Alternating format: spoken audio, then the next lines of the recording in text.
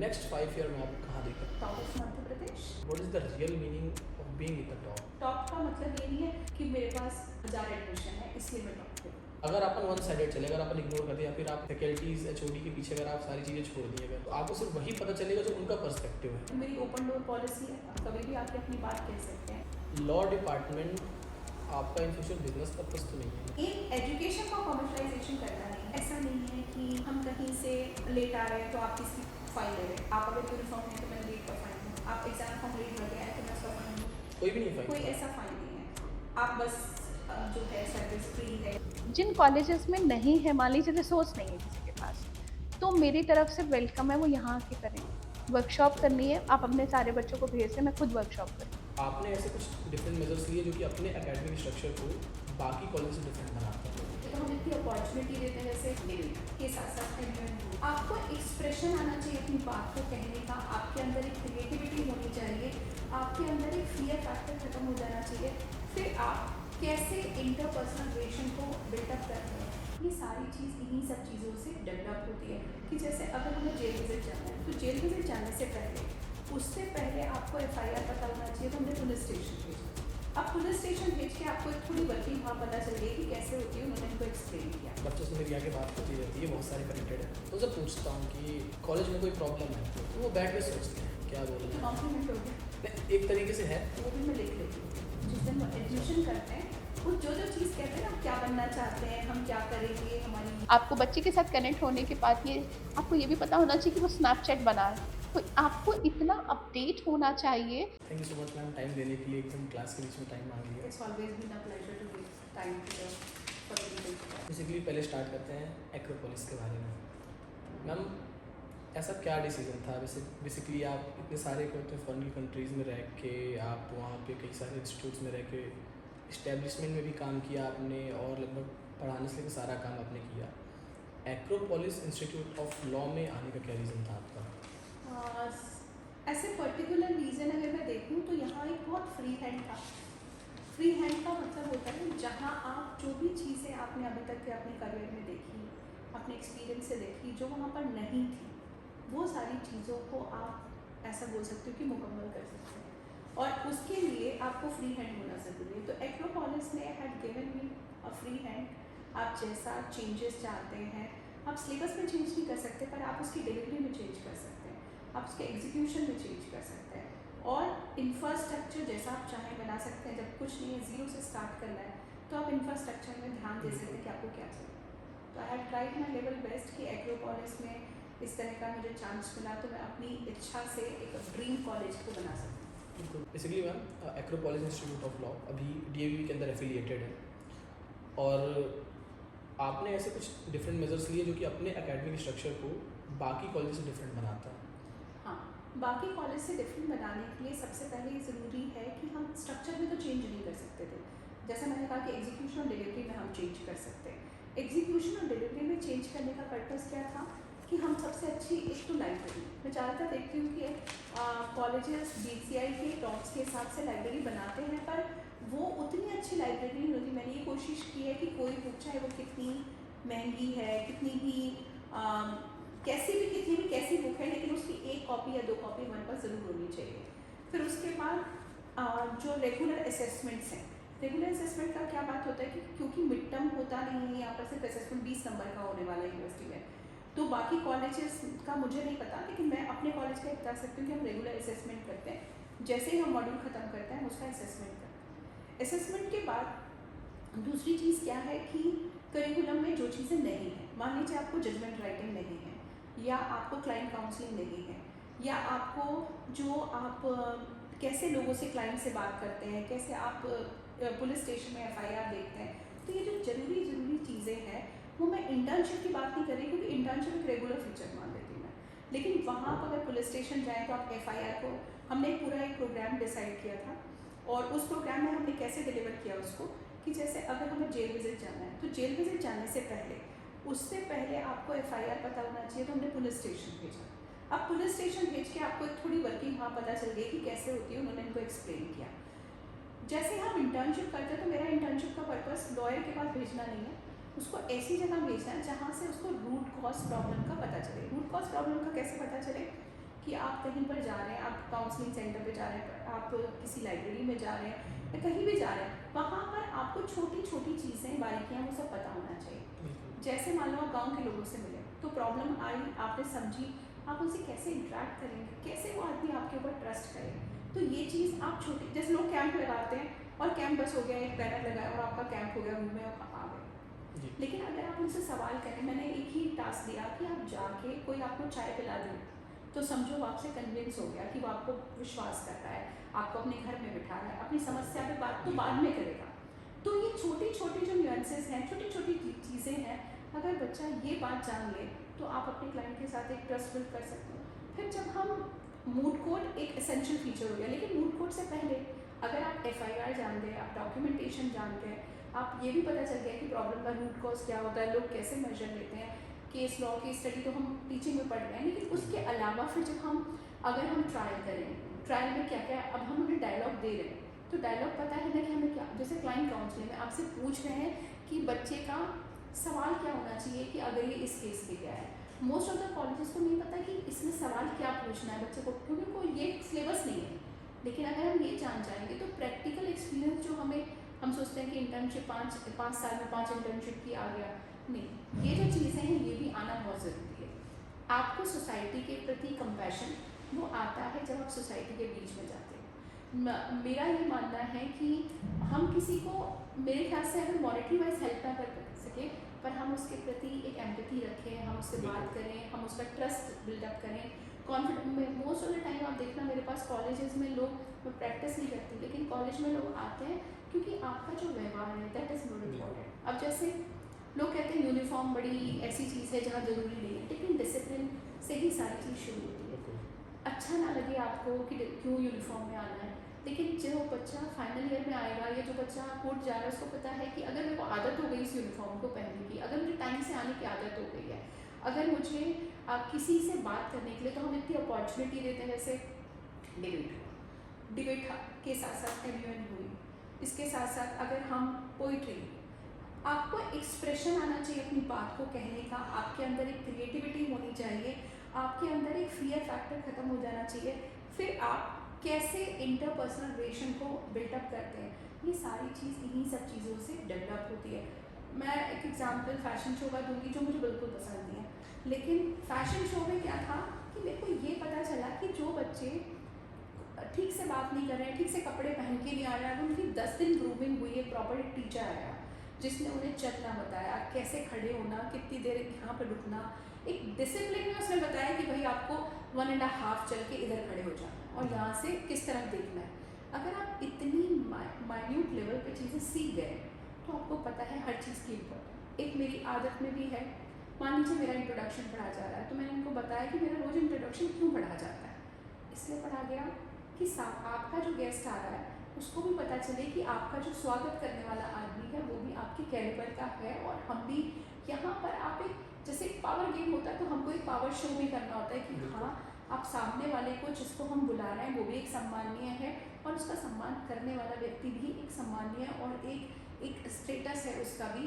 तो यहाँ पर हर चीज़ के कारण को बता के ही हम काम करते हैं कि अगर मैं योगा क्लास करा रही हूँ, मेडिटेशन का कुछ करा रही हूँ, यहाँ पर एक्रो केयर है जहाँ पर आप मेडिटेशन के लिए, आपका टाइम मैनेजमेंट के लिए सब क्लासेस होती है, और वो उनको कॉन्फिडेंशियली बुलाते हैं कि आपको ज़रूरत है, आपको हेल्प की ज़रूरत है, तो there is a department who can help. बच्चों से मेरी आगे बात होती रहती है, बहुत सारे कनेक्टेड है, तो उनसे पूछता हूँ कि कॉलेज में कोई प्रॉब्लम है, तो वो बैठ के सोचते हैं मतलब कि क्या बोलना है, कॉम्प्लीमेंट हो गया नहीं एक तरीके से है, तो वो बैठ के सोच रहे कि क्या बताऊँ प्रॉब्लम, फिर लास्ट में कहते हैं नहीं कॉलेज में तो ऐसा कोई प्रॉब्लम नहीं है, बल्कि वही मुझे कॉलेज कैसा है, हमारा बढ़िया है।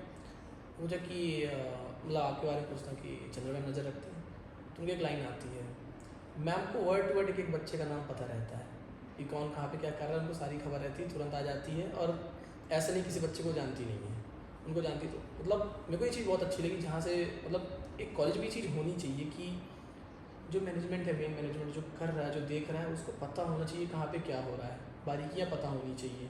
क्योंकि अगर अपन वन साइडेड चले, अगर अपन इग्नोर कर दे, या फिर आप अपने एसोसिएट्स, अपने जूनियर्स, फैकल्टीज़, HOD के पीछे अगर आप सारी चीज़ें छोड़ दी अगर, तो आपको सिर्फ वही पता चलेगा जो उनका पर्सपेक्टिव है। अगर नए कॉलेज में आने का यही सबसे फ़ायदा होता है। अगर मैं कोई इस्टेब्लिश कॉलेज में जाऊँ तो वहाँ पर लोग जितना टाइम मुझे एक्सेप्ट करने में लगा देंगे उससे कम टाइम में मैं एग्जीक्यूट करूँ। बिल्कुल। तो क्या होता है ना, लोग एक्सेप्ट करेंगे एक आउटसाइडर को, तो नई चीज़ है। एस्टैब्लिशमेंट में आपकी मेहनत ज़्यादा लगती, काम लगता है, इसीलिए मैं सबको जान जाती हूँ।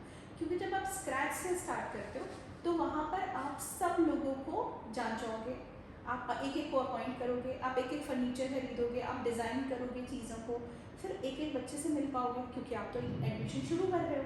तो वहाँ पर you will get the chance to meet people, उनके पेरेंट्स के बारे में उस दिन जो वो कहते हैं वो भी मैं लिख लेती हूँ। जिस दिन वो एडमिशन करते हैं उस जो चीज़ कहते हैं ना, क्या बनना चाहते हैं, हम क्या करेंगे, हमारी ये मैं उस बार aspiration आया था शायद छोटी बहन के एडमिशन, तो उस टाइम पे देखा था, आप उनसे पूछ रही थी। हाँ, तो वो चीज़ का हम डायरी मेंटेन करते हैं, उसकी डेट डालते हैं, वहाँ पर मैं उस बच्चे से जो बात हुई होती है उसको नोट डाउन कर लेते हैं। अच्छा। मतलब नंबर और वो सब तो एक अलग बात है, जो पर्सनल बात कहता है वो भी मैं नोट कर लेती हूँ। फिर उसके बाद अगर वो उससे डेविएट होता है तो आई ऑलवेज फील कि मैं रिमाइंड कराऊँ कि भाई तुमने तो बोला था मैं PSC की तैयारी करना है और ये मेरा एम है, और आज तुम क्या कर रहे हो, पढ़ नहीं रहे हो। तो ये चीज़ मुझे हेल्प करती है और इसी वजह से मैं कनेक्ट हो जाती हूँ बच्चे से। और कोशिश करती हूँ, देखो मैं ऐसा नहीं कोशिश करती कि नीचे जाऊँ और उनके ऊपर पुलिसिंग करूँ, पर हाँ मेरी नज़र में रहती है हर बात। ये शायद पर्सनालिटी है मेरी, शायद कनेक्ट हो जाते हैं आप। हाँ। मैम जैसे एक्रोपोलिस इंस्टीट्यूट, जैसे एक्रोपोलिस की बहुत सारी ग्रोथ अपने यहाँ पे चल रहे हैं ब्रांचेस। लॉ डिपार्टमेंट आपका इन फ्यूचर बिजनेस पर्पस तो नहीं है, मतलब जैसे देखिए देखो मैं बताती हूँ, कमर्शलाइजेशन इस सब चीज़ का पार्ट है। मैं ये नहीं डिनाई करूँगी कि कमर्शलाइजेशन नहीं होता चीज़ों का। बिजनेस का कमर्शलाइजेशन एक पार्ट है और एजुकेशन कमर्शलाइजेशन दूसरा पार्ट है। तो एक एजुकेशन का कमर्शलाइजेशन करना नहीं है, क्योंकि अगर तुम फीस स्ट्रक्चर देखो, अगर ऐसा नहीं है कि हम कहीं से लेट आ रहे हैं तो आप किसी फाइन ले रहे हैं।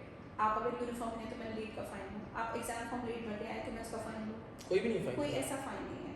आप बस जो है सर्विस फ्री है, आप बस में आते हैं, आप 8:30 बजे आए, स्ट्रिक्टनेस है पढ़ाई के लिए, पर ऐसा नहीं है। मान लीजिए बच्चा कहता है कि हमारे यहाँ खेती होती है और उसको अभी फसल नहीं बिकी, तो विल गिव स्पेशल परमिशन कि ठीक है भाई बाद में फीस जमा कर देगा। तो वहाँ पर कॉमर्शलाइजेशन जैसा कुछ नहीं। अगर वो 95 से अबव अटेंडेंस ला रहा है तो उसमें प्राइस मनी भी है कि उसको 10,000 से, मतलब 2,000 से लेके 10,000 तक का प्राइस हम दे रहे हैं अगर वो अटेंडेंस मेंटेन करता है। अगर वो परसेंटेज लाता है तो चेयरमैन अवार्डशिप में 15,000 रुपये कम कर लेते हैं। तो ये सब कहीं यूनिफॉर्म है। अगर क्लैट में वो अप टू 30,000 तक की रैंक ला रहा है तो उस क्लैट वाले बच्चे को भी अगर एडमिशन लेना है, और बहुत एडमिशन है जिसमें हमने कम किया है। तो कोशिश कमर्शलाइजेशन तब होता है कि जब हम सिर्फ ये देखें कि हमारा क्या है। यहाँ पर स्टूडेंट सेंट्रिक अप्रोच है, पैसा कमाने के लिए बिजनेस होता है, पर ऐसा नहीं है कि यही एक बिजनेस है और इसी से पैसा कमाना है। एजुकेशन के अलावा अगर मैं ग्रुप को ओवरऑल देखूँ तो ग्रुप के पास बहुत बड़ा बिजनेस है वही। तो ग्रुप में एजुकेशन ही सिर्फ एक सेक्टर नहीं है, एजुकेशन में सर्व करना है, क्योंकि they belong to a very humble background. Bhanpura के रहने वाले हैं, उनके अपने बहुत बिजनेस है, प्रॉपर्टी बिजनेस है, बट इस बिजनेस एजुकेशन को उन्होंने एक सोसाइटी को सर्व करने के लिए ही टीच फॉर इंडिया मूवमेंट के अंदर में उन्होंने एक सोसाइटी बनाया, उसके अंदर ही इसको किया। अभी लगभग 2 बैचेस हैं अपने लॉ डिपार्टमेंट के। नेक्स्ट 5 ईयर में आप कहाँ देख रहे हैं एक्रोपोलिस इंस्टीट्यूट ऑफ लॉ को? Top of Madhya Pradesh with in next 5 years. Yes, देखो पहला बैच एक लैंडमार्क सेट करता है। इंडिविजुअल का भी उतना ही रोल होता है जितना कॉलेज का रोल होता है। कॉलेज का रोल, टीचर का रोल, सबका अपना अपना एक रोल है उसका। अगर वो अपना ईमानदारी से सब करते हैं तो कॉलेज को टॉप 5 में ले जाने के लिए या टॉप ऑफ मध्य प्रदेश ले जाने के लिए, इंडिया में टॉप 5 और टॉप मध्य प्रदेश में ले जाने के लिए रोक नहीं सकता कोई भी।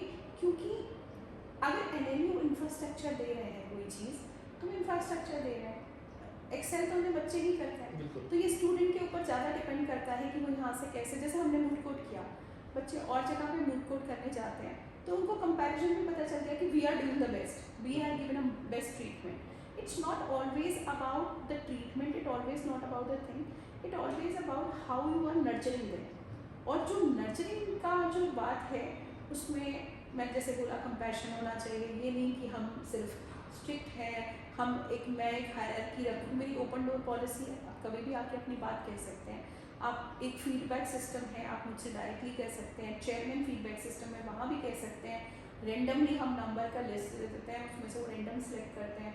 तो स्टूडेंट के पास एक डिफरेंट प्लेटफॉर्म है जहाँ पर इम्प्रूवमेंट के चांस हैं, और उस इम्प्रूवमेंट के चांस पे हम एक्शन भी लेते हैं। ऐसा नहीं है कि कहा, उसमें टाइम लग सकता है, लेकिन चांस लेने के लिए ऐसा नहीं है कि, और not on the cost of students, कि उसके भविष्य के ऊपर, उसके करियर के ऊपर कोई चांस बिल्कुल। लें। हाँ, उसके लिए हम तुरंत एक्शन लेते हैं।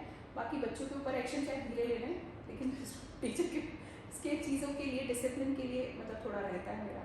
और हमेशा ही अगर आप डिसिप्लिन हैं तो लाइफ में डिसिप्लिन आपको, सूरज चांद सितारे सब डिसिप्लिन से ही चल रहे हैं ना।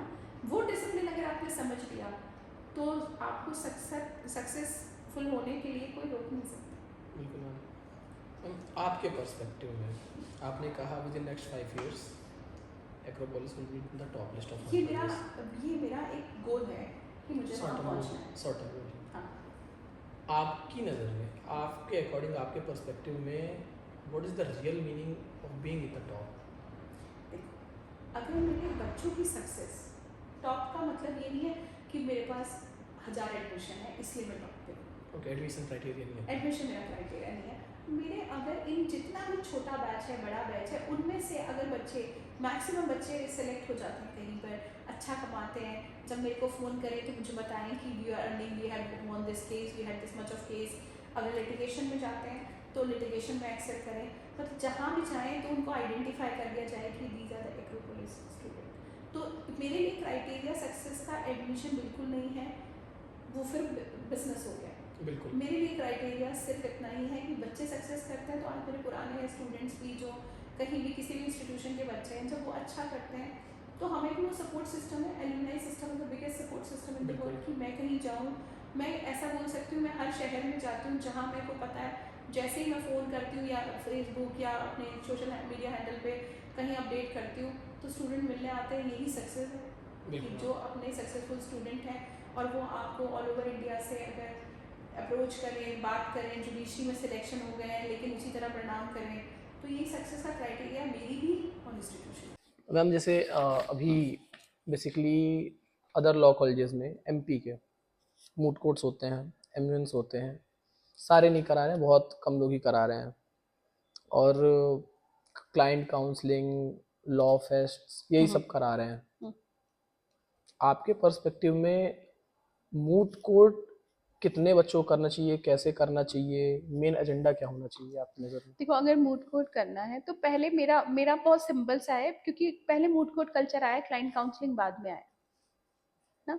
मगर मेरे लिए क्या है कि क्लाइंट काउंसलिंग, ट्रायल एडवोकेसी और मूड कोर्ट, ये तीनों चीजें साइमल्टेनियसली होनी चाहिए। जिन कॉलेजेस में नहीं है, मान लीजिए रिसोर्स नहीं है किसी के पास, तो मेरी तरफ से वेलकम है, वो यहाँ आके करें। वर्कशॉप करनी है, आप अपने सारे बच्चों को भेज दें, मैं खुद वर्कशॉप करूँगी। ओके, दूसरे कॉलेजेस के लिए भी आपके हाँ, पास? तो मेरा क्या है कि क्लाइंट का, क्योंकि आप जब तक ये कल्चर नहीं आएगा ना मध्य प्रदेश में, तब तक ये चीज आप ग्रो नहीं कर पाओगे इस बात के लिए। दूसरा, मूड कोर्ट की जैसे तुमने बात की कि मूड कोर्ट कैसे सिलेक्शन करना चाहिए, normally moot court society teacher driven नहीं होती, स्टूडेंट ड्रिवन होती है। बिल्कुल। मतलब फॉरेन कंट्रीज में आप जाइए, कहीं भी स्टूडेंट ड्रिवन होती है। फर्स्ट, कोऑर्डिनेशन सिर्फ टीचर का होता है, जहाँ उसे परमिशंस और वो सब के लिए होता है। पहले जो स्क्रूटनी करते हैं वो स्टूडेंट, एक मूड कोर्ट सोसाइटी होती है जिसको स्टूडेंट चलाते हैं, स्टूडेंट उसमें सिलेक्शन करते हैं। स्टूडेंट अगर मान लीजिए उसमें सबको चांस मिले, अब तो इंडिया में बाहर इतनी मूड्स हो रही है, मैं इंटरनेशनल मूड भी छोड़ दूँ, नेशनल मूड देखो आप, नेशनल मूड पूरे ऑल ओवर इंडिया अगर आप देखो, तो आप अगर कैलेंडर निकालोगे, हम कैलेंडर शेयर करते हैं सबके साथ, हर महीने का कौन सी लास्ट डेट है, हम हर महीने का कैलेंडर देते हैं। तो हर महीने में ये बच्चों को ये पता है कि अब मूड ये आ रही है, टॉपिक वाइज सिलेक्ट कर सकते हैं कि भाई ये एनर्जी कराती है, तो ये कंपटीशन वाला कराती है, ये वो करते हैं। तो पहली बात तो सबको चांस, आप अगर मूटर्स हैं तो, और मान लीजिए वो मूटर्स नहीं है, तो भी वहां पर चांस है कि जो पहले पहले, हर बार एक ही पर्सन को नहीं चांस होना चाहिए, मेरा मानना है। बिल्कुल। लेकिन ऐसा भी नहीं है कि उसको आ गया है या उसने एक विन कर लिया है तो आप उसे भेजो ही ना, ये भी नहीं होना चाहिए। क्योंकि इंडिया में इतनी मूट हो रही है, आप सब में भेज सकते हो बच्चे, आप 60 बिल्कुल। बच्चे भेज सकते हो, लेकिन उसके लिए क्या है कि मूड कल्चर डेवलप करना पड़ेगा। बिल्कुल। और अगर वो स्टूडेंट ड्रिवन नहीं है, अगर वो ऑटोनॉमी लेके, अगर कॉलेज लेके बैठ, मैं ही लेके बैठ जाऊं कि मेरी इच्छा होगी तो मैं भेजूंगी, नहीं। ये क्या होना चाहिए कि वो आपस में कंपटीशन करें, आपस में सिलेक्शन कर लें कि भाई ये जा रहे हैं और इसके लिए, उसके लिए मैं ये मानती हूँ नंबर का क्राइटेरिया भी नहीं होना चाहिए कि आप बहुत क्लास में बहुत अच्छा परफॉर्म कर रहे हैं इसलिए नहीं, क्योंकि हर बच्चा स्कॉलर नहीं हो सकता बिल्कुल। और हर बच्चा लॉयर नहीं हो सकता। उसकी जो स्किल है, सब स्किल सेट अलग अलग है। बिल्कुल। अगर मुझे क्लास में नंबर लाने हैं तो मुझे रट के भी काम चल जाएगा। अगर मेरे को क्लास में नंबर लाने हैं तो मुझे, मैं अटेंटिव हूँ, क्लास कर रही हूँ, नोट्स पढ़ लिए और नोट्स को वो एक दिन का गेम है कि एक दिन में आपने कितना याद किया और कितना रिटेन किया। लेकिन जो मोड कोड है वो स्किल है। बिल्कुल। स्किल को डेवलप करने के लिए, पॉलिश करने के लिए सबसे इंपॉर्टेंट बात है कि आप ग्रेजुअली कैसे कैसे चीज़ों को देख रहे हैं। जितनी ज़्यादा मोड आप करेंगे उतने ज़्यादा स्किलफुल हो जाएंगे। बिल्कुल। तो कम से कम कोर्ट में आपको किसी का मुंह ये देखना नहीं पड़ेगा कि ये बात को कैसे कहना है। बिल्कुल। आपको पहले से ही पता होगा। और इतने सुपर मैनरिज्म में वहाँ होती है कि उसके बाद तो आपको नीचे ही जाना है। जो स्तर वहाँ कचहरी में है, वो स्तर तो वैसा नहीं है ना जो आपके इंटरनेशनल मूड का कल्चर है। तो वहां तो आप समझो, आप सबसे कठिन चीज सीख गए तो आसान, बाकी सब जिंदगी आसान है। बिल्कुल। सिलेक्शन क्राइटेरिया पे तुमने ये पूछा, और कोई सवाल जो मैं नहीं दे पाई जवाब? नहीं, इसमें पूरा आ रहा हूँ। जैसे मैं तो प्रॉब्लम नहीं कंसिडर करूंगा कभी भी कि मतलब मेरी लाइफ में मैं प्रॉब्लम टर्म बहुत कम चीज़ों को देता हूँ, चैलेंज अपन मान लेते हैं। एप्रो के लिए अभी करंट में आपकी नज़र में क्या चैलेंजेस जो आपको इन फ्यूचर 5 साल में आपको फेस करने पड़ेंगे? चैलेंजेस अगर मैं देखती हूँ तो एक तो लोकेशन चैलेंज देखती हूँ मैं। ठीक है। लोकेशन चैलेंज के लिए क्या होता है ना, जैसे बच्चा 12th के बाद आता है तो दो बस सर्विस सब जगह से है, पर लोकेशन चैलेंज में सबसे बड़ा ये देखते हैं कि थोड़ा दूर है। तो माँ बाप का एक नजरिया होता है, लोकल के माँ बाप का, बाहर वाला तो कहीं से भी आ रहा है, हम खुद बाहर पढ़ने गए। तो अगर बाहर पढ़ने का जहाँ ये माइंडसेट है कि बाहर भेज सकते हैं, तो वहां के लिए तो लोकल ये प्रॉब्लम नहीं है। लेकिन क्योंकि मैं लोकल को टारगेट कर रही हूँ, इंदौर को टारगेट करके बात कर रही हूँ, तो वहां पर आप ये मान के चलो कि लोकेलिटी, जो लोकेशन है, जोग्राफिकल लोकेशन, वो एक चैलेंज है। उसका सोल्यूशन भी है कि if we have a hostel, because we don't have hostel, if you have a hostel that could be, कि वो उसकी रेमेडी है। तो चैलेंजेस है। दूसरा अगर मैं ये देखती हूँ कि हाँ, अगर हम सारी चीज़ों को देखें तो बच्चों का जो यहाँ जो इनकम का जो लेवल है वो बहुत डिस्पैरिटी है उसके अंदर। मतलब मैं बिल्कुल। इंदौर की बात करूँ, इंदौर को जो मैं जितना समझ पाई हूँ, Indore is a one class is a business class, that is a too elite class, and other classes वो यहाँ पढ़ते ही नहीं है। अगर वो दिल्ली स्कूल में जा रहे हैं और वो कहीं पे दिल्ली कॉलेज में पढ़ रहे हैं, वो शिशुकुंज में पढ़ रहे हैं, वो तो वो उनका टारगेट होता है कि हम या तो दिल्ली या अगर तो एनएलयू फॉरेन। निकालें या फिर हम कहीं बाहर चले जाएं, या हम कहीं से मतलब यहाँ से दूसरी जगह लोकेट हो जाए। बिल्कुल। तो मेन चीज क्या है, तो हमारे पास कौन सा क्राउड बचा है, या तो वो आउटसाइडर क्राउड है या फिर वो लोकल क्राउड है। अब लोकल क्राउड भी वो क्राउड है यहाँ पे जो आसपास के एरिया से आता है, तो रूरल बेल्ट एरिया बिल्कुल। का। तो रूरल बेल्ट के बहुत सारे चैलेंजेस हो सकते हैं। एक तो इकोनॉमी के हिसाब से मैं बोलूँ, एक एग्रीकल्चर बैकग्राउंड के हिसाब से बोलूँ, एक अवेयरनेस के उससे बोलूँ, तो जो उनको पहले से पता है कि ये 50 साल पुराना कॉलेज है, तो आपको ये लगता है कि उस 50 साल पुराने कॉलेज में जाए। नए में उनका क्या है कि जो ट्रस्ट फैक्टर है वो बनने में टाइम लगता है। तो एक बड़ा चैलेंज है। एक्रोपोलिस 2005 का ग्रुप है इंजीनियरिंग में पूरे मध्य प्रदेश में, उसका नाम है। आप कहीं भी जाइए, आपको एक्रोपोलिस को ब्रांड को नहीं बताना पड़ेगा बिल्कुल। कि एक्रोपोलिस एक ब्रांड है, और उनके माँ बाप भी पढ़े। तो हमें एक एडवांटेज तो ये रहता है हमेशा कि एक्रोपोलिस अगर उसने देखा है ना, तो उसके लिए फिर हमें कुछ बताने की जरूरत नहीं। अगर उसे बिल्कुल। एक्रोपोलिस पता है, लॉ कॉलेज पता है या नहीं पता है, अगर उसको एक्रोपोलिस पता है, तो ये ट्रस्ट है ब्रांड का, कि ब्रांड पे लोग ट्रस्ट करते हैं। तो वो ब्रांड बिल्डिंग नहीं करनी पड़ी मुझे, और ना ही इस तरह से है। हाँ, चैलेंजेस में अगर मैं देखूँ, एक मुझे कम्युनिकेशन का चैलेंज दिखता है यहाँ। वो कॉलेजेस के लिए नहीं, एज ए स्टूडेंट लेवल बोल रही हूँ मैं। कम्युनिकेशन का क्या है, बच्चा के घर में बैकग्राउंड नहीं है, वो इंग्लिश पढ़ना चाहते हुए भी कुछ कुछ चीज़ें हैं ना जो स्टेट स्पेसिफिक होती हैं। स्टेट बिल्कुल। स्पेसिफिक कैसे, कि हम कोई कोई इंदौरी शब्द बोलते हैं, तो वहाँ पर आपके वो हर जगह का होता बिल्कुल। है, बिल्कुल। हर जगह का होता है एक्सेंट, हर जगह अपने अपने। लेकिन क्या है, एक इंग्लिश को जैसे हमारी सरकार हिंदी को प्रमोट कर रही है, पर हिंदी के प्रमोट के साथ साथ हाई कोर्ट की लैंग्वेज, सुप्रीम कोर्ट की लैंग्वेज तो इंग्लिश ही रहेगी। बिल्कुल। और पूरे रीजनल लैंग्वेजेस के साथ जो कॉम्बिनेशन है वो बच्चे के लिए चैलेंज होता है। तो कम्युनिकेशन स्किल जो है एक बड़ा चैलेंज है, कि दोनों भाषाओं में पारंगत होना अपने आप में बड़ा चैलेंज है, वो बच्चों के हिसाब से चैलेंज है। उस और खाई को तो वैसे कवर किया जाता है डिबेटिंग कॉम्पिटिशन्स वो जो से कवर कवर किया जा किया जा सकता है, पर सकता है। पता है क्या होता है, जब आप कंपटीशन में होते हो, when अगर आप हरीश साल्वे के सामने खड़े हो, और आप, ऐसा नहीं है बच्चा नहीं खड़ा हो सकता या नहीं, communication is one of the बिल्कुल, चैलेंज। वहां बिल्कुल। जब आपको थोड़ा सा कॉन्फिडेंस को नीचे लेके आ जाते हो, तो वहां पर जो लोग उससे ओवरकम कर जाते हैं, वहां पर टॉप लॉयर में है ही। बिल्कुल। लेकिन फिर मैम ऐसा भी है ना कि अब अपने पास लगभग 300 स्टूडेंट्स हैं मतलब मेरे हिसाब से। हम्म। उनके लिए बहुत सारे मेंटोरशिप प्रोग्राम्स के साथ-साथ ट्रेनिंग सेशंस वगैरह भी आप करवाने की बात कर रही थी।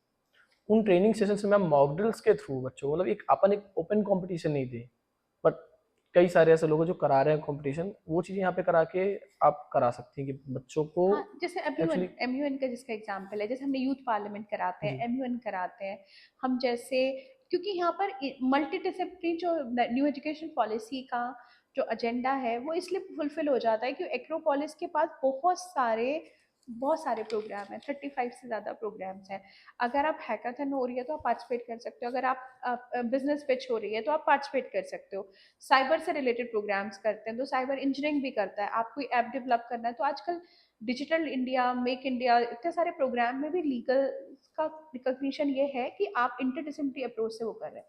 तो हम कोशिश करते हैं उनको अप्रोच, पर क्या है ना, यूनिवर्सिटी का जो सिस्टम और टाइम टेबल और शेड्यूल्स है वो अब थोड़ा सुधर रहा है, लेकिन वो जो है वो एक यूनिफॉर्म ना होने की वजह से, किसी का एनुअल सिस्टम है, किसी का सेमेस्टर सिस्टम है, हम पहले से ही सेमेस्टर सिस्टम में और बाकी लोग एनुअल सिस्टम में, तो वो जो कॉम्बो है वो थोड़ा सा मिसमैनेज होता है, बहुत अनसर्टेन हो चुका है। और अनसर्टेन रिजल्ट आ जा रहा है, आपको कितना टाइम मिल रहा है एग्जाम देने के लिए, ये जो सारी चीज़ें हैं ये यूनिवर्सिटी लेवल की है, उसमें कॉलेज का कोई भी रोल नहीं है।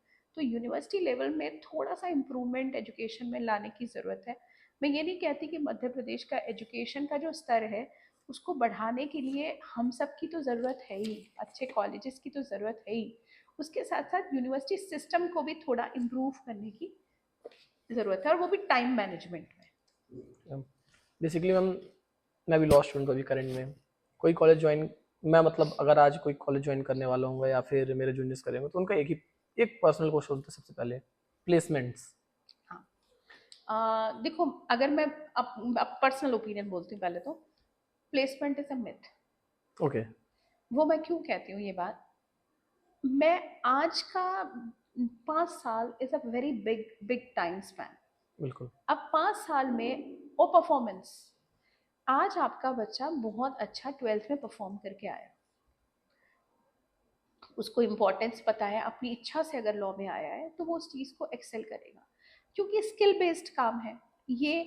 आप अगर अच्छा परफॉर्म करोगे, प्लेसमेंट एजेंसी, अगर मैं एक्रोपोलिस को देखूं तो एक्रोपोलिस का सेंट्रल सिस्टम है, वहाँ पर सारी कंपनीज आती हैं। आप अगर इंजीनियरिंग का रिकॉर्ड देखोगे, बीबीए का, क्योंकि हमारा अभी फर्स्ट बैच आया नहीं है तो मैं इस बात को इस तरह नहीं क्लेम कर सकती, लेकिन एक्रोपोलिस का अपना एक हिस्ट्री रही है कि बहुत अच्छा प्लेसमेंट है, और प्लेसमेंट्स। पूरा 40 ट्रेनर के साथ एक प्रोग्राम है पूरा, जो ग्रूमिंग, जैसे अभी हम कम्युनिकेशन ग्रूमिंग, हम कम्युनिकेशन करा रहे हैं, या हम उनको बिजनेस रिपोर्ट राइटिंग, इसके अलावा जैसे कम्युनिकेशन में हम अलग से ट्रेनर बुलाते हैं जो करियर डेवलपमेंट सेल से आती है, बिल्कुल। वो उनको ट्रेन करते हैं, जो कि कंपनीज के लिए ट्रेन करते हैं लोगों को, कैसे सीवी बिल्डिंग होती है, ये सारी चीज़ें यहाँ है। मगर प्लेसमेंट जो मैंने पर्सनल ओपिनियन बताया वो ऐसे इसलिए होता है क्योंकि आप अपने मेरिट्स पे सिलेक्ट हो गए, एज अ स्टूडेंट आप अपने मेरिट पे सिलेक्ट हो गए, पर यस, एक ब्रांड की जो अपनी वैल्यू है उसके हिसाब से कंपनी विजिट करती हैं, लॉ जो, जैसे एनएलयू आप देखते हैं तो लॉ फर्म विजिट करती हैं, उतना कल्चर इंदौर मध्य प्रदेश में लॉ फर्म्स का नहीं है।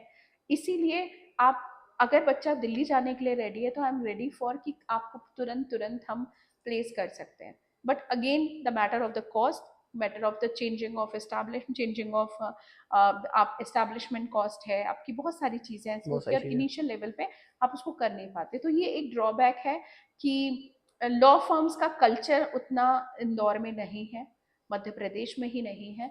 तो अगर वो आ जाए तो प्लेसमेंट तो विन विन सिचुएशन, वो कहीं जाने की जरूरत नहीं है। बट लिटिगेशन में बहुत पैसा कमाते हैं, इंडिविजुअल लिटिगेशन में इंदौर मध्य प्रदेश बहुत अच्छे अच्छे, अगर मैं देखूं हाई कोर्ट जबलपुर मध्य प्रदेश इंदौर में सब बहुत अच्छे डिसीजन यहाँ से आए हैं, लैंडमार्क डिसीजन यहाँ से आए हैं।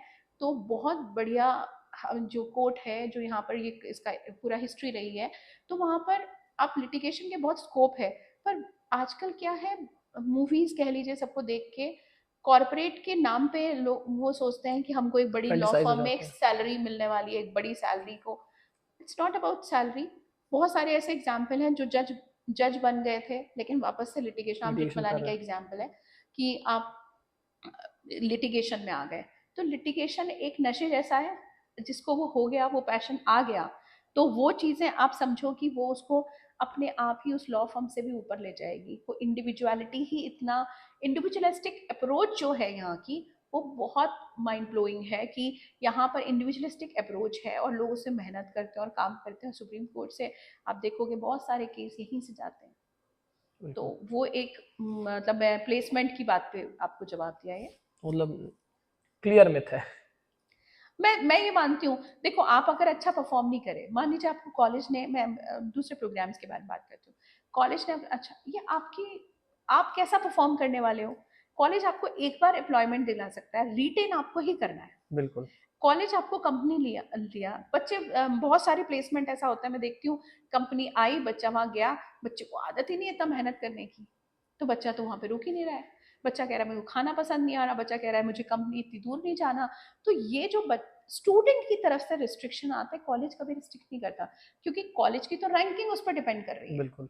लेकिन बच्चा एक बार प्लेसमेंट लेने के बाद क्या अपने आप को इंट्रोस्पेक्शन करे कि वो रिटेन कर पाता है उसको। कंफर्ट जोन से बाहर रिटेन, निकल हाँ, रहा है कि नहीं निकल रहा है। वो रिटेन जो है वो चीज उसको करनी है। तो यहाँ पर कॉलेज का अकेले का रोल नहीं होता, दोनों का रोल है, और दोनों के ही रोल से उसको सक्सेस करना है। हम with in the development of legal world में, हम अपने इंडिया का जैसे लिटिगेशन, कॉर्पोरेट इंसान कोई भी होता है तो सबसे पहले दो होते हैं उसके बाद, मतलब नॉर्मल वर्डिंग्स में कि लिटिगेशन कर सकता है या तो कॉर्पोरेट में जाएगा, फिर कुछ लोग जुडिशरी वाले होते हैं, कुछ होते हैं सिविल सर्विसेज वाले। एज ए एकेडमिशियन आपको क्या लगता है आगे फ्यूचर क्या होने वाला है एकेडमिशियंस का, या फिर जो हमारे बच्चे या फिर आपके कॉलेज के बच्चे भी ये होने वाले हैं आगे पास आउट होंगे, तो क्या फ्यूचर इनका हो सकता है, क्या इनको करना चाहिए? क्योंकि मेरे हिसाब से ना सबसे कम जो आज के समय में एडवर्टाइजमेंट एंडोर्समेंट होता है वो एकेडमिशियन का ही होता है। क्योंकि मतलब मतलब मेरे घर वाले भी टीचर हैं, तो लोग बोलते हैं घर वाले टीचर है, घर वाले टीचर खुद नहीं चाहते बेटा टीचर बने।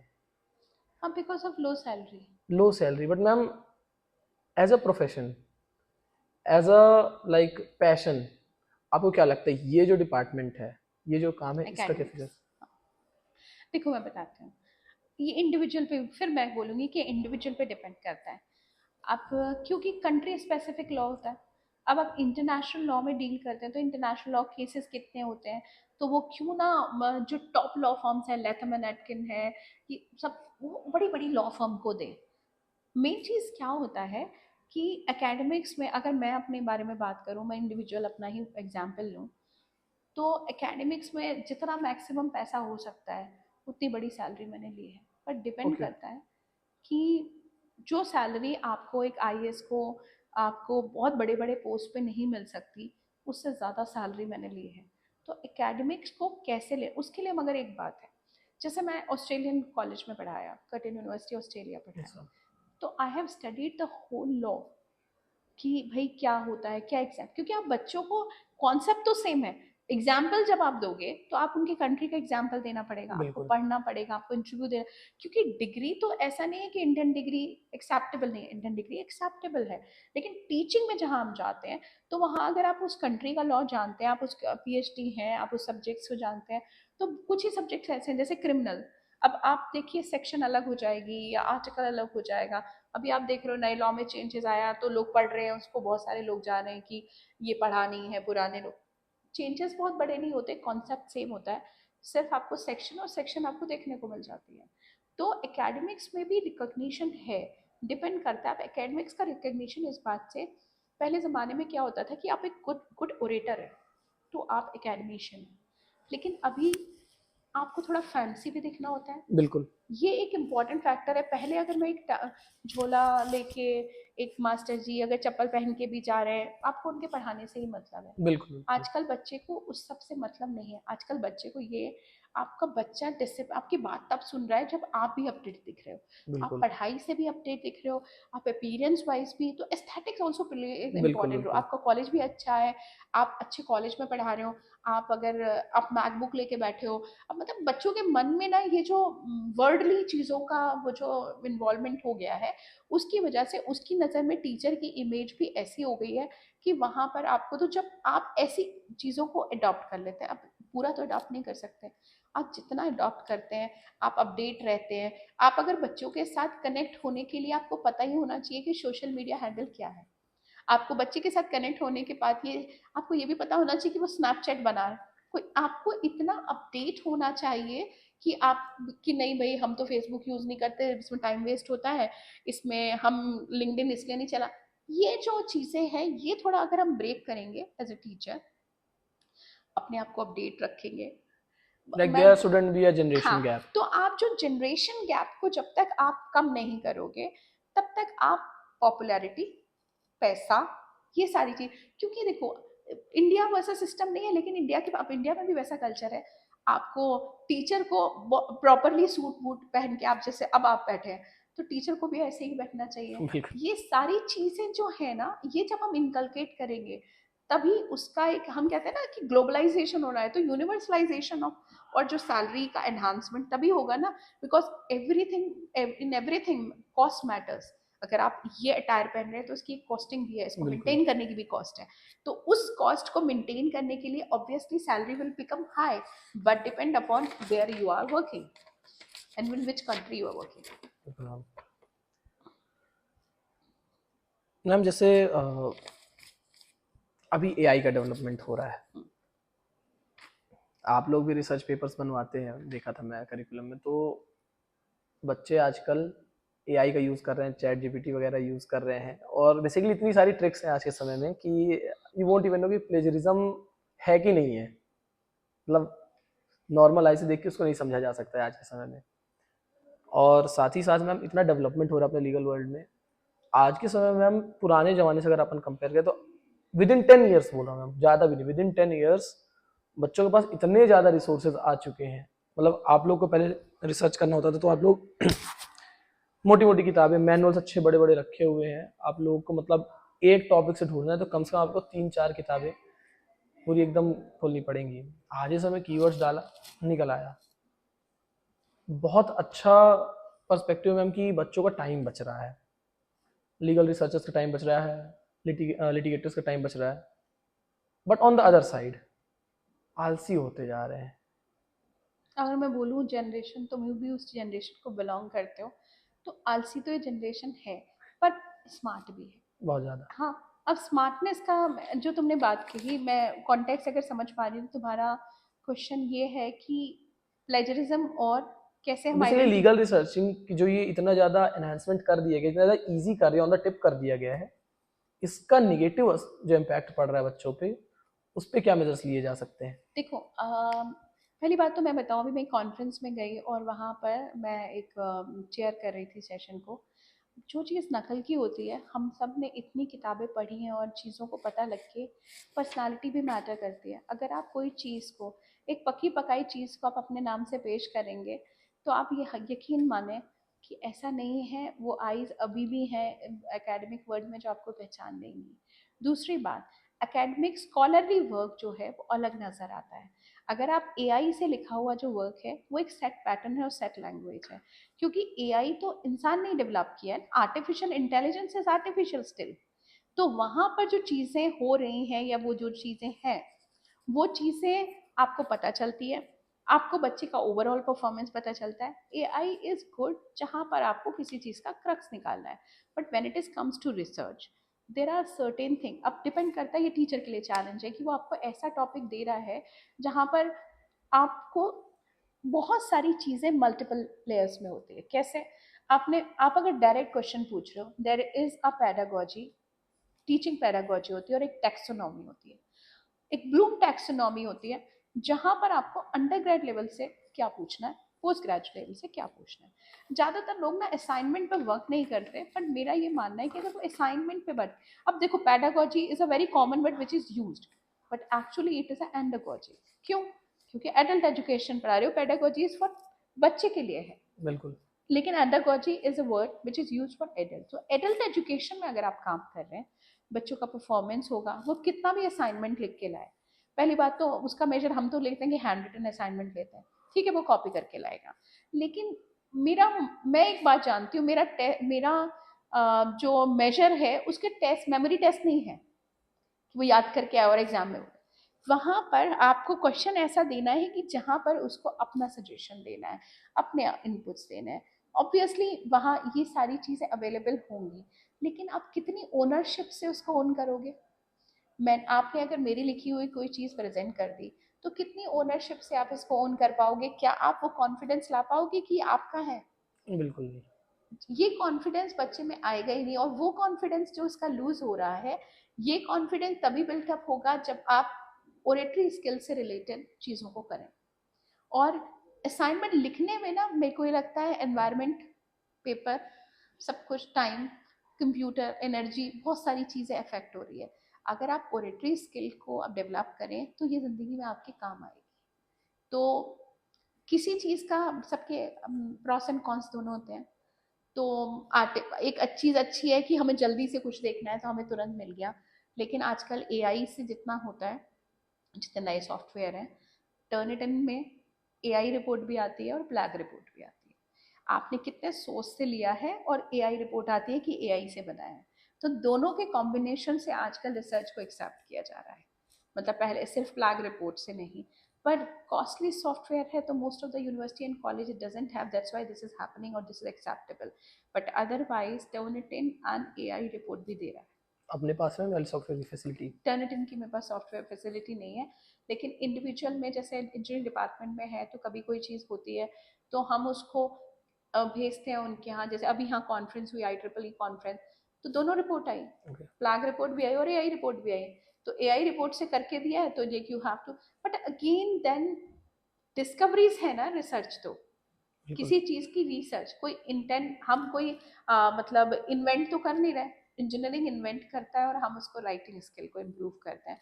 तो अगर मैं अपने प्रोफेशन से देखूं तो writing skill based on research, research में आपको उसके एविडेंस लाने हैं कि अभी हम क्या कर रहे हैं, उसको अपनी सपोर्ट एविडेंस करना है। तो वहां तक एआई अगर वर्क कर रहा है तो हमारे लिए ठीक है। उस तरह मान लीजिए आपको 10 केस लॉ डाउरी पे ढूंढने हैं, तो आप एआई ने आपका काम आसान कर दिया, बस उतना ही है। हमारे टाइम पे हम लाइब्रेरी में बैठते, 10 केस निकालते, फिर उसमें से ढूंढते कि भाई ये मिल रहा है, फिर उसको जॉट डाउन करके लाते कि फोटो कॉपियर भी शायद होता या नहीं होता। बिल्कुल। बात करते हैं अभी current legal education, legal world का अपने इंडिया में। आप मतलब देखिए basically as a litigator, as a corporate employ और लाइक कॉर्पोरेट लॉयर, एकेडमिशियन और एक जुडिशल एस्पिरेंट, एक सिविल सर्विस एस्पिरेंट, मतलब 5 चीज़ों के अलावा अभी बहुत ज़्यादा लोग नहीं जानते। जो ऐसी कौन सी नई चीज़ें हैं या फिर ऐसा कौन सा नया पर्सपेक्टिव जो आप सजेस्ट करना चाहिए कि बच्चों को इस तरफ भी एक बार ध्यान देना चाहिए? देखो पता है जर्नलिज्म, ओके।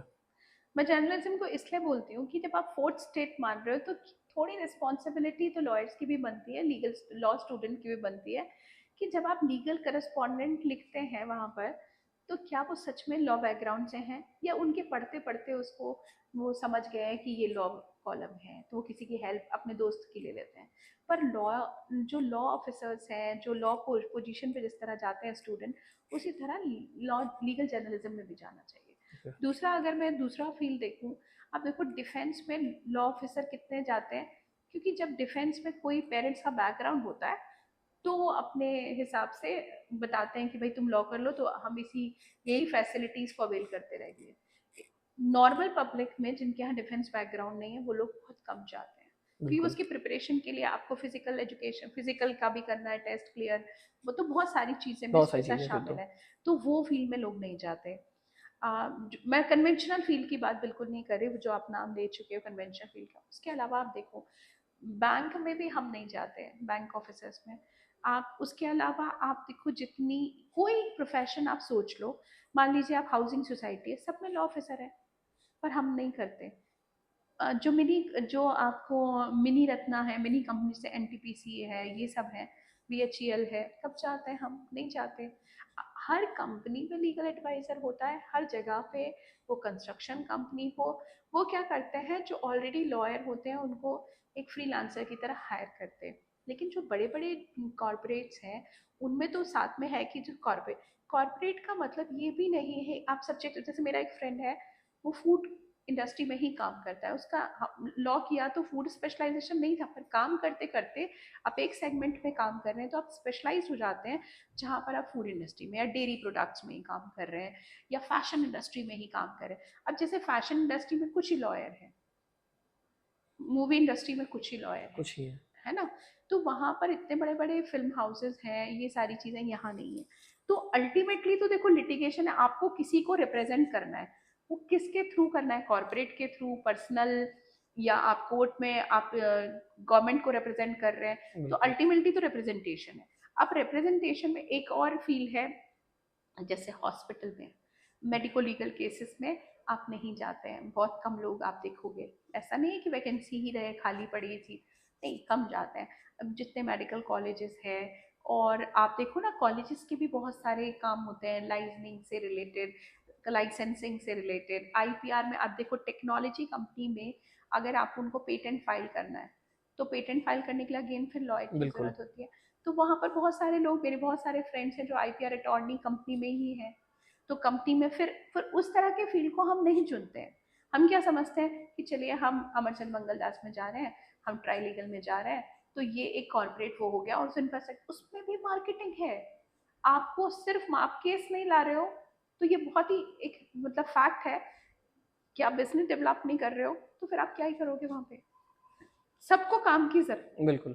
तो काम लाने का ही काम करते हैं फिर वो, कि आपके क्लाइंट लेके आ जाओ, तो आप एसोसिएट हो जाते हो उनके, बिल्कुल। फिर तो ये सारी चीज़ें, मतलब हमें एक अनकन्वेंशनल फील्ड्स हैं, आप एनजीओ मैनेजमेंट करो, ये सारी चीज़ों में है, आप हॉस्पिटल मैनेजमेंट्स में, लीगल डिपार्टमेंट, सब में लीगल डिपार्टमेंट है, बस बिल्कुल। आपको ये देखना है कि हमें कहाँ जाना है। ये थोड़ी अपना विजन थोड़ा ब्रॉड रखें। हाँ, मतलब जैसे मैं ये देखती हूँ, फॉरेन कंट्री में जाने वाले बहुत कम लॉयर होते हैं, तो वहाँ प्रैक्टिस नहीं करते, वहाँ क्या सोचते हैं कि वहाँ पे कंट्री स्पेसिफिक है, तो कैसे जाएंगे, तो मैंने आपको बताया कि देखो आपको पढ़ना पड़ेगा, प्रेजेंटेशन तो ऐसा ही होगा। जैसे मान लो इन हाउस काउंसिल होते हैं, तो वो भी तो दूसरा लॉयर हायर करते हैं वहाँ जाके, पर डॉक्यूमेंटेशन तो आप ही बनाते हो। तो बिल्कुल। आप दूसरी कंट्री का भी अगर केस आ जाए, तो आप डॉक्यूमेंटेशन, स्पोर्ट्स लॉयर हैं, अब स्पोर्ट्स लॉयर बहुत कम होते हैं, तो आप स्पेशलाइज, अब देखो अगर आप साइबर का देख रहे हो, आप साइबर का इतना फ्रॉड और ये सब हो रहा है, कितने लॉयर हैं जिनको आप नाम से टिप से गिन सकते हो कि साइबर की प्रैक्टिस करते हैं? एमपी में 4-5। इंडिया में भी आपको 10-12 से ज्यादा नहीं मिलेंगे, कि आप पवन दुग्गल का नाम जानते होगे, आप उधर से जितने भी, वकुल शर्मा का नाम जानते होगे, दिल्ली में जब मैं पढ़ती थी तो पवन सर पढ़ाते थे, मेरे ब्रदर को उन्होंने पढ़ाया, तो ऐसे ये सारे कुछ ही नाम आप जानते होंगे। इंटरनेशनल लेवल पे और कुछ नाम हो गए होंगे, जिनकी पुलिस बैकग्राउंड होगी तो वो उसको प्रैक्टिस करने लगे होंगे। लेकिन एक्चुअल में आप देखोगे तो बहुत सारे ऐसे फील्ड हैं जिनमें आपको लॉयर की ज़रूरत है, उस फील्ड को ग्रो करने की ज़रूरत है। अब जैसे छोटी छोटी लॉ फर्म है, तो जो family third generation second generation lawyer है उन्हीं के पास है, तो नया वाला पर्सन उतना इन्वेस्टमेंट सोचता नहीं है, जब तक वो सोचता है तब तक वो एस्टेब्लिश हो जाता है एक लॉयर की तरह। तो बिल्कुल। लॉ फर्म का जो कल्चर यहाँ नहीं आया, उसका रीजन भी यही है।